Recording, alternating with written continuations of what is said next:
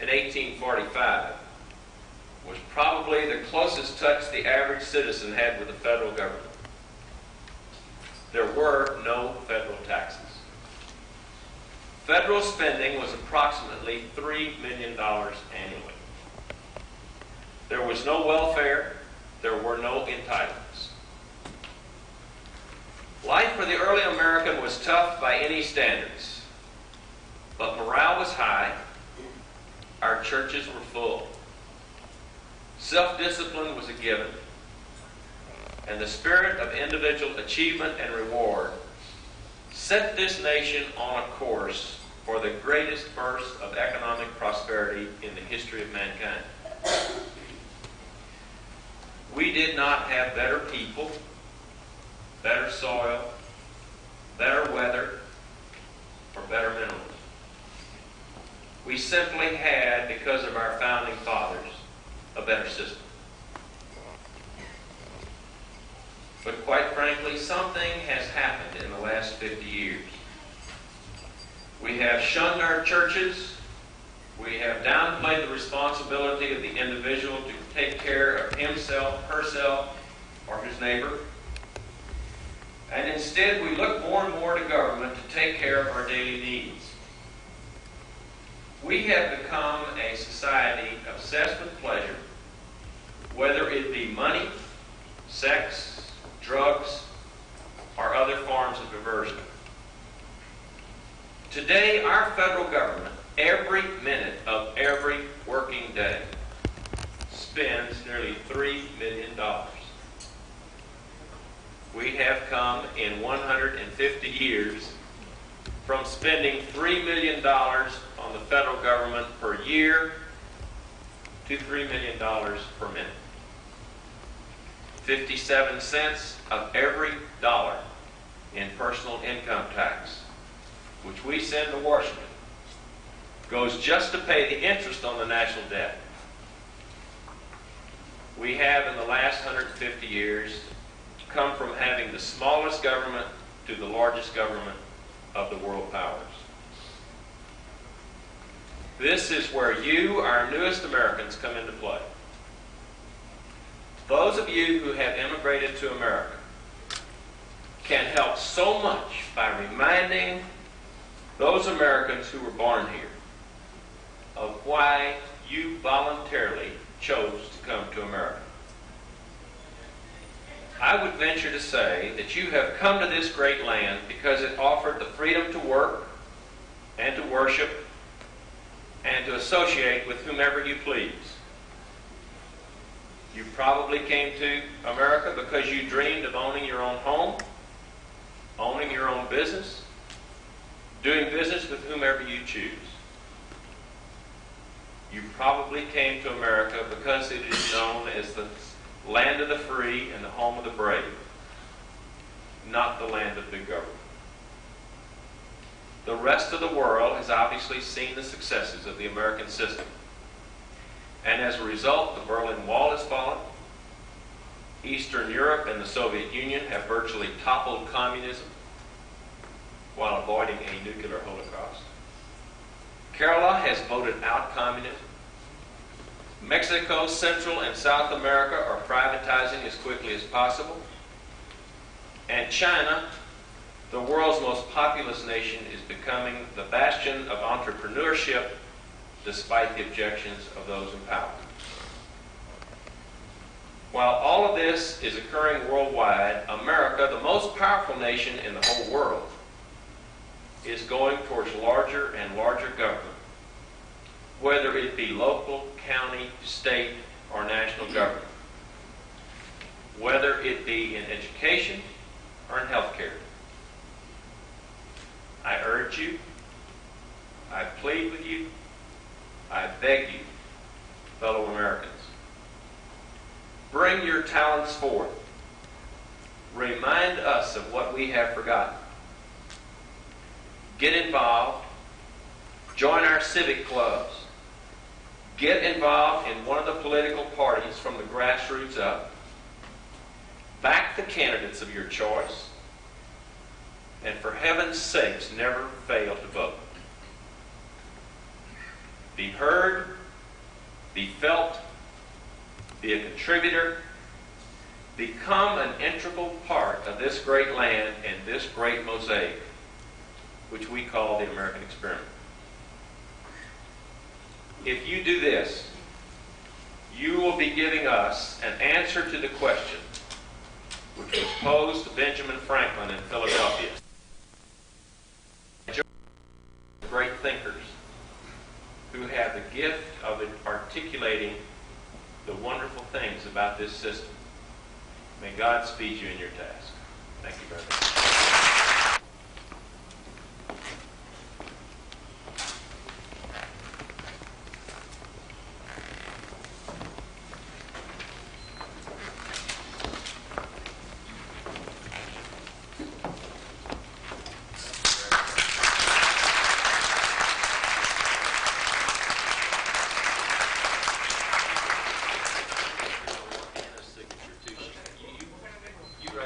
He couldn't have done it without you.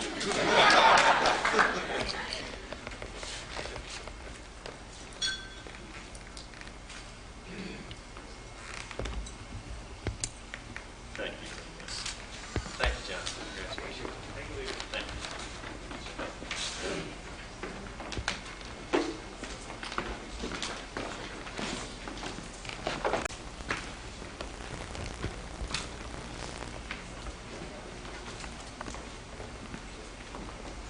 I want to read this plaque presented to John Matthew Thekale as a token of our appreciation for significant contributions to life of the mind in our community.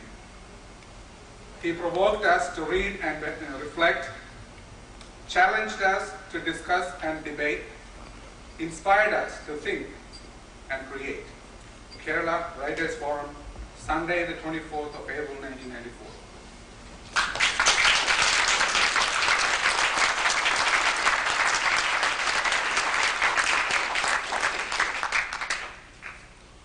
Now, John Matthew Thekale for vote of thanks.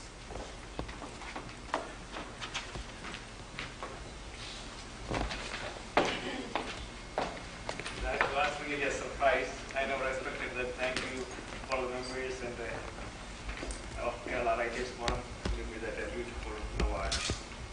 And I want to clear a misunderstanding.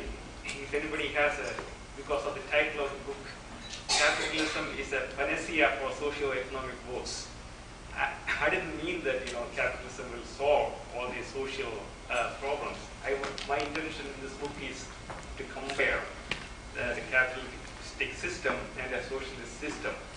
And every religion has their own faith and I belief. Last, there will be social problems. Capitalism, socialism, or nothing can move complete social decay and moral problems.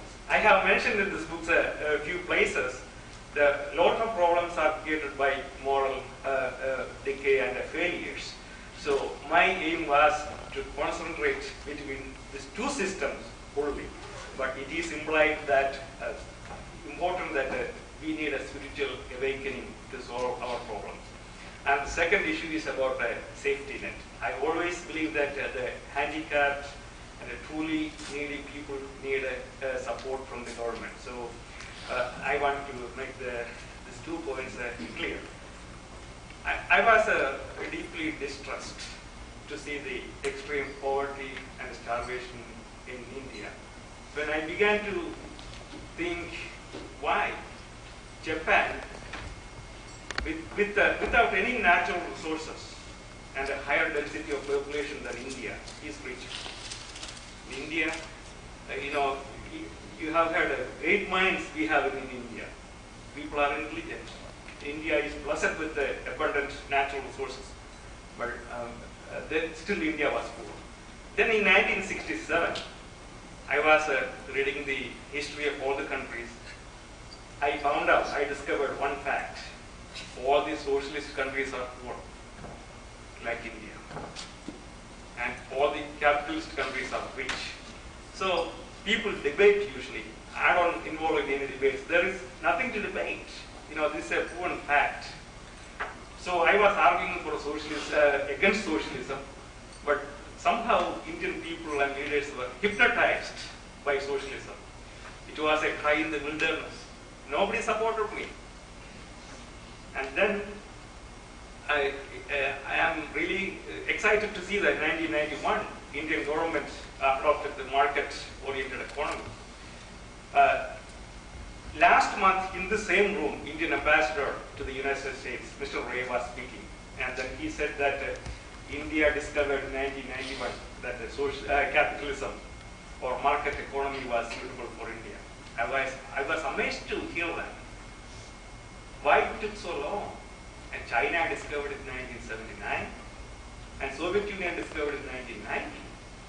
The modern architect of the modern India, Pandit Jawaharlal Nehru, and all these leaders numerous times have visited India, United States, and the Soviet Union. They have seen the advanced lifestyle in the United States and the primitive lifestyles in the Soviet Union, but they were short-sighted and blind. Somehow they believed in socialism, and they thought that capitalism is against all the human values. So my intention was to compare these two systems. Why we don't have to be poor? Because we have abundant natural resources. People are brilliant. So I wanted to point out that's the reason I wrote this book out of compassion. But it may not see on a individual level. I wrote it on a mass scale. So I hope that people in India and people in other countries will benefit from this book, and in next editions I will make enough expansions and corrections and everything. And this time my responsibility is to express my sincere thanks to all the distinguished guests who are present here. All the speakers, Mr. Varghese Kamblat is a writer and philosopher. He wrote the preface for my book, and he spoke here, and I want to express my sincere thanks on behalf of Kerala Writers Forum and on behalf of myself for Mr. Varghese Kamblat.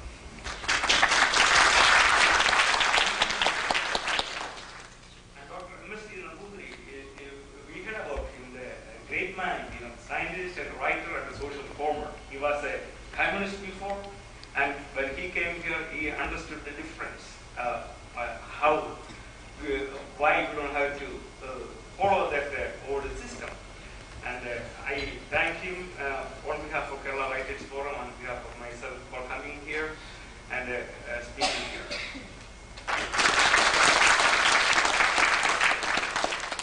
Dr. E.C.G. Sudarshan, Patna Bhushan, Dr. E.C.G. Sudarshan, the favorite and proud son of India, the greatest scientist. We are really honored to have you here in our meeting, and I want to thank you for coming here and participating in our function.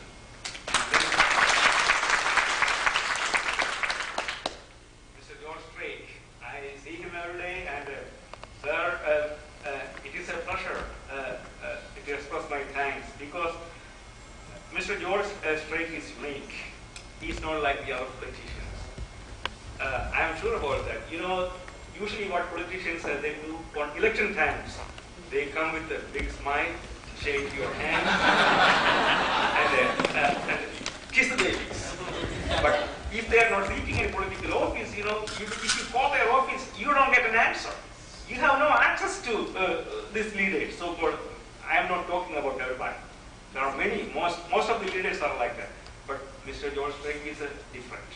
Their family is Drake Foundation, and his well-known family in Texas for their charity and generosity is well-known and well-established. See, always this people's man. So we need leaders like George Drake.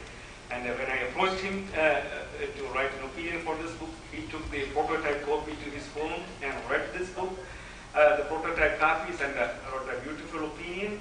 Then I asked him to come here to speak, and he willingly did this. Sir, I want to sincerely thank you for coming here and making this occasion a blessing.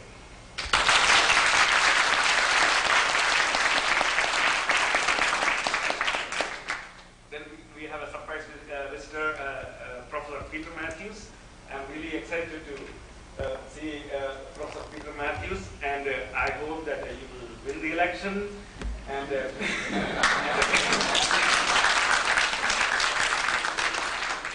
even though I am a conservative Republican. There are conservative Democrats also. As an Indian community, I always believe that if there are 1,000 Indians, 500 people should be Democratic Party and 500 people should be in a Republican Party, because we are minorities. We need our representation in this country. So we need both parties. So I feel Republican Party. So, and since we cannot vote for, we'll be glad to, in the community here in Houston, we'll be glad to assist you in fundraising or whatever it takes. And thank you for coming here, and wish you the best of luck.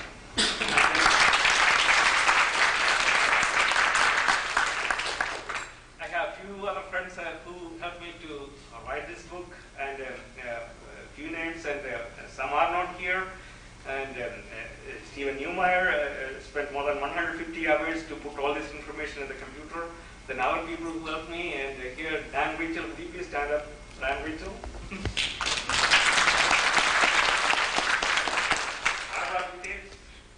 Barbara Pitt, could you please stand up? Yeah, so many people, these people assisted me in various ways. I want to express my sincere thanks for them.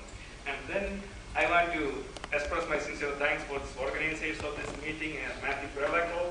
He read my copies about 3-4 times, and I made enough corrections. And he is the chairman of this committee which organized this meeting.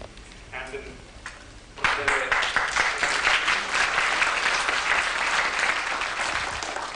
the two other people, Mr. John, and the other John Matthew, the president of Kerala Writers Forum. And he always has been an encouragement for me. And then Anil Kumar, he is another organizer for this meeting. I want to thank both of you for doing everything for me. Then I want to thank all of my friends, my Texas Commerce colleagues, and other friends, community leaders, and all the people, and Dallas, and Tyler, Austin, and different parts of Texas for coming here and making this program a success. My sincere thanks for all of you. Thank you very much.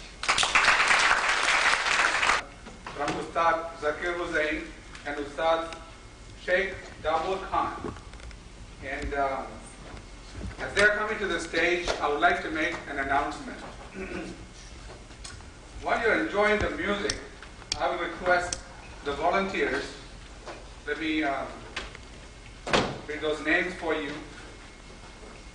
Angela Tellis, Alma Valverde, Amy Alford, Sally Martinez, Mona Ahmad, and Dr. Sita Avasti to assist us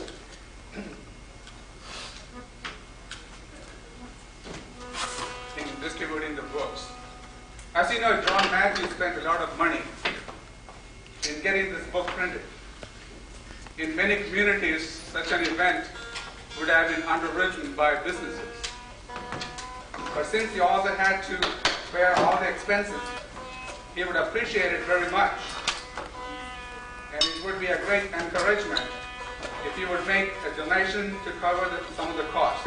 As you know, the price of the book is $15.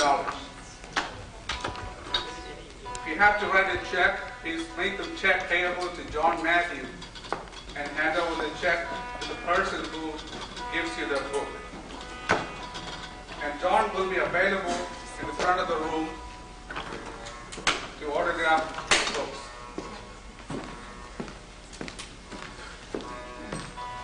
There has been several requests for Chandrakanta to sing because she has a melodious voice, and she has graciously agreed at least to do one number.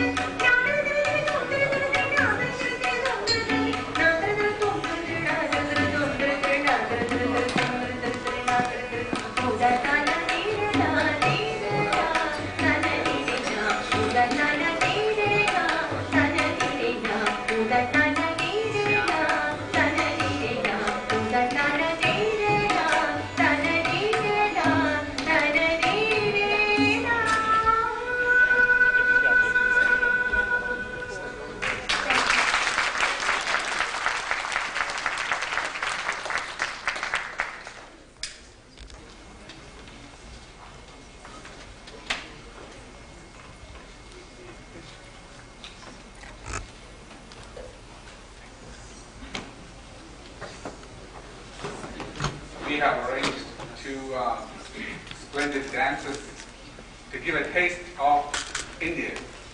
So in a minute or two, we'll have. She came to the United States only 3 years ago, and she won many awards while she was in India. As a matter of fact, she has won the top award in classical dance in the Youth Festival 3 years in a row in Kerala. I understand that she has a sister, a younger sister, also following suit.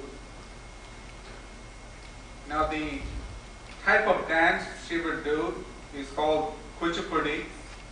It's a form of classical dance from Andhra Pradesh. The dance that she will do is depicting the playfulness of Hindu god, Lord Krishna.